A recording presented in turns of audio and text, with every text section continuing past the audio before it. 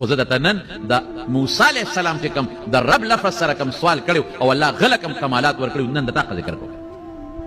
حضرت موسی علیه السلام خو فرعون سره اوسېده، د فرعون په محل کې اوسېده. فرعون په خپل زویوالی نیولی و د بني اسرائیلو د قوم غټ دغه دوه قومونه په مصر کې هغه وخت کې، یو د فرعون قوم او یو د موسی علیه السلام قوم. موسی علیه السلام راوته دی بار چکر لګي ګرځي، دوه کسان په جګړه یو د فرعون قوم والا او یو د موسی علیه السلام قوم والا. هغه د فرعون قومي چې دی هغه د موسی علیه السلام په دې قومي ظلم کوي، نو قوم باندې بنده خفه کېږي. هغه موسی علیه السلام ته آواز وکړه، هغه ته خو پته وه چې دا زمونږ د قوم هلک دی او موسی علیه السلام کره فرعون کره لوی شوی دی. آواز یې ورکړه، موسی علیه السلام راغی، څه چل دی؟ ویې په ما ظلم کوي. هغه ته وی ظلم ولې کوې؟ دې هلک سره هلکه هغه فرعون قومي ته وی ظلم ولې کوې؟ هغه خو د فرعون دغه نوکر و، هغه د سره ګرم شو. ستا پکې څه دي چې ګرم شو؟ قرآن شریف کې الله فرمایي فوکزه موسی علیه السلام یو سوک ولا ورکړه، چې سوک یې ورکړه سړی پرېوت، هغه یو سوک نه مړ شو.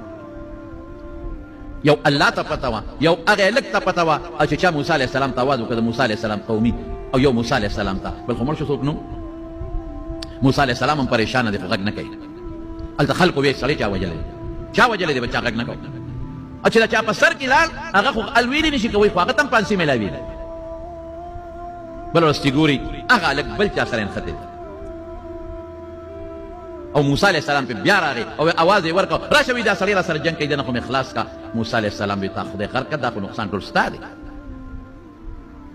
ما خو پوه شو چې پرون د بل سره جګړه کوله، ادې را باندې په سوک و او ځای ته دې را باندې ورسو او نن بل سره دې جګړه شروع کړې ده. چې راغی نو د خپل قومي ته ادب خو ورګه تا ته چل خیمه بس پوه شو چې د سړي سوک خو پښتانه ویل کوي د بشیر جان سوک خو د موسی علیه السلام سوک دی.